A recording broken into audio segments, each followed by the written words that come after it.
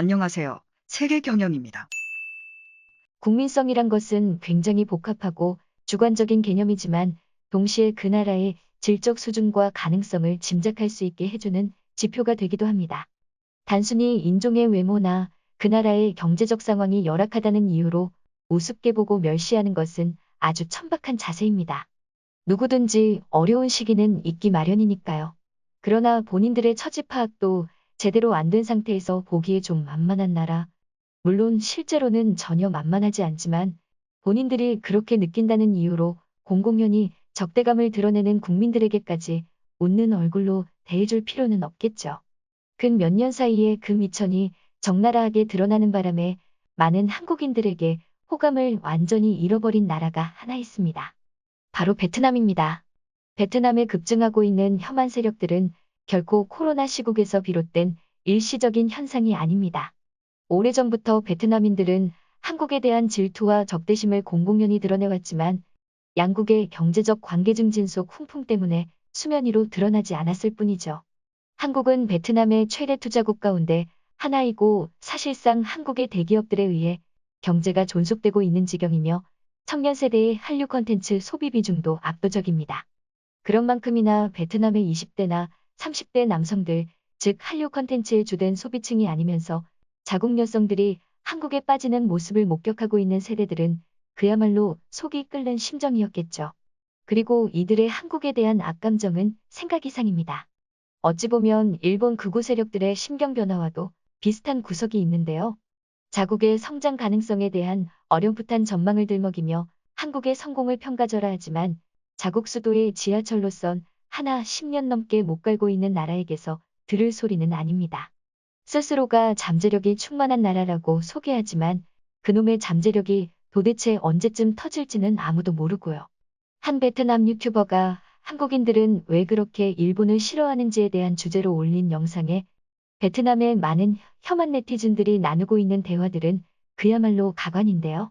물론 이들이 베트남 전체에 한국에 대한 의견을 대변하는 것은 아니지만 그 실태만큼은 알아볼 필요가 있다고 생각해 일부를 추려서 소개해드리겠습니다. 베트남은 아직 비록 가난하지만 무한한 잠재력을 품고 있는 나라야. 그에 반해 한국은 지금 좀 잘 살지는 몰라도 언제 바닥을 보게 될지 모르는 처지지. 그 차이는 바로 민족성이라고 생각해. 베트남은 모든 외적들을 스스로 물리쳤지만 한국은 그런 역사가 없고 아직도 미국에게 지배받는 신세지. 일본에서 일해 본 적도 있고 여행을 가본 적도 있지만 개인적으로는 한국인들보다 일본인들이 더 낫다고 생각해. 한국인들의 성격은 중국인들하고 큰 차이를 느끼지 못할 정도지. 괜히 한국의 한 자와 중국 한족의 한 자가 같겠냐? 저들은 본질적으로 똑같은 족속이야. 베트남 전쟁에서 한국군이 저지른 죄악은 결코 작은 게 아니야. 내가 지금 살고 있는 지역은 과거 한국군이 주둔했던 곳인데 우리 조부모 세대의 기억을 듣고 있노라면 한국에 대한 분노가 생기지. 그건 네 생각이고 미국이나 한국군이 아무리 나쁜 짓을 했더라도 일본이 쳐들어와서 저질렀던 짓들보다는 못할 거야.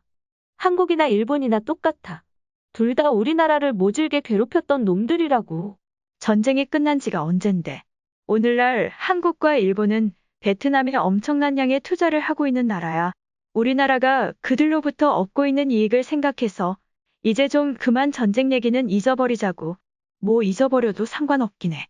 어찌되었든 간에 이긴 건 우리나라고 패배한 건 한국군인들이니까. 난 한국만 탓하지는 않아.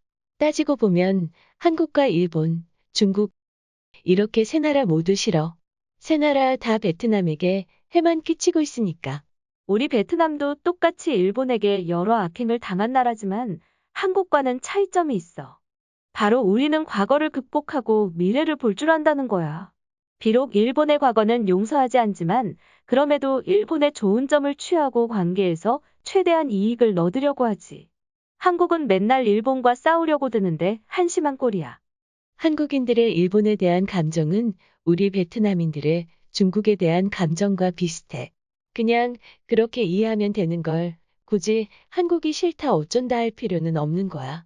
한국의 끔찍함을 모르고 한국 물건만 사서 쓰거나 K-팝 아이돌에 미쳐서 나돌아다니는 사람들을 보고 있으면 베트남 사람으로서 수치스럽다.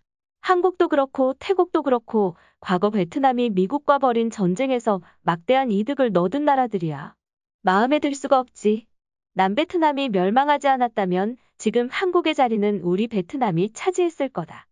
한국과 베트남 둘 다 일본에게 시달린 적이 있음에도 왜 아직 한국만 일본을 엄청 싫어할까? 이유야 뻔하지. 베트남인들은 아량이 넓고 미래지향적이지만 한국은 그렇지 않다는 거야. 난 한국에서 3년 동안 일하면서 돈도 많이 벌긴 했지만 아직까지도 이 나라의 마음이 도통가질 않아. 도시 지역은 세련됐지만 시골은 솔직히 베트남이랑 다른 점을 모르겠어. 나라가 부유하다곤 해도 나눠서 베트남으로 돌아가고 싶을 뿐이야. 맞아. 나도 한국에서 살았는데 영화에서 보는 한국의 모습과는 완전히 달라. 이거 웃기는 사람들이네. 그렇게 싫고 마음이 안 가는 나라라면 도대체 어떻게 3년씩이나 버티면서 그곳에 있었던 거야? 그러면서 그 나라에서 돈은 엄청나게 벌고. 이치에 맞지 않잖아. 다들 정신 차려. 한국이 싫고 일본이 좋다. 이런 소리나 하고 있을 게 아니야. 한국과 일본은 둘 다 베트남에게 끔찍한 일을 했던 나라고 지금도 경제적으로 베트남을 침탈하고 있어. 둘 다 차이가 없는데 대체 왜 호불호를 나누고 있어?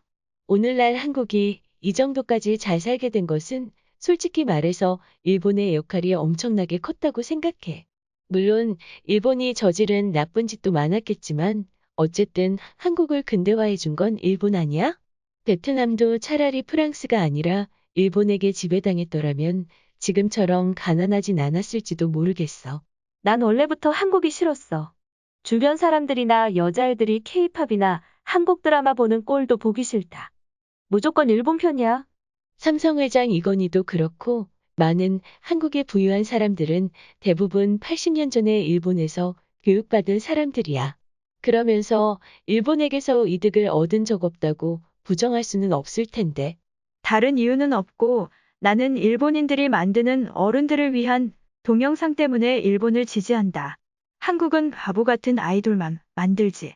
한국에 관한 건 케이팝이나 영화, 드라마 정도만 취하는 것으로 충분해. 이제 우리 베트남은 직접 스마트폰과 자동차도 만들고 있고 경제적으로 계속 성장하고 있기 때문에 한국 같은 나라에 숙이고 들어갈 필요는 없다고 봐. 간단한 문제야. 일본은 항상 대륙으로 진출하고 싶었는데 그 길목을 한국이 막아서고 있던 거지. 그 과정에서 원한 관계가 생기는 건 당연한 이치야. 우리 베트남도 과거 참파나 캄보디아를 침략하며 남부 지역으로 진출했고 그 결과 오늘날 베트남과 캄보디아 사이가 험악하듯이 말이야. 아직도 멍청한 베트남 청년들은 한국 놈들을 존경과 흠모의 눈빛으로 바라보고 있으니 어이가 없다. 한국, 일본 두 놈들끼리 서로 싫어하든지 치고받고 싸우든지 솔직히 내 알바 아냐. 어차피 둘 다 미국의 앞잡이잖아. 일본은 부유한 나라지만 아직도 겸손할 줄 알고 친근한 사람들이야. 더군다나 우리를 위한 좋은 동영상도 많이 만들어주고 말이야. 한국인들 역시 부유하고 적극적이고 부지런한 사람이라는 점은 인정하지만 대신 너무 오만하고 동남아 사람들을 무시해. 일본에서 베트남 노동자들이 얼마나 학대당하는지 모르고 하는 말이지? 동남아 사람을 무시하는 건 한국인이나 일본인이나 똑같다고.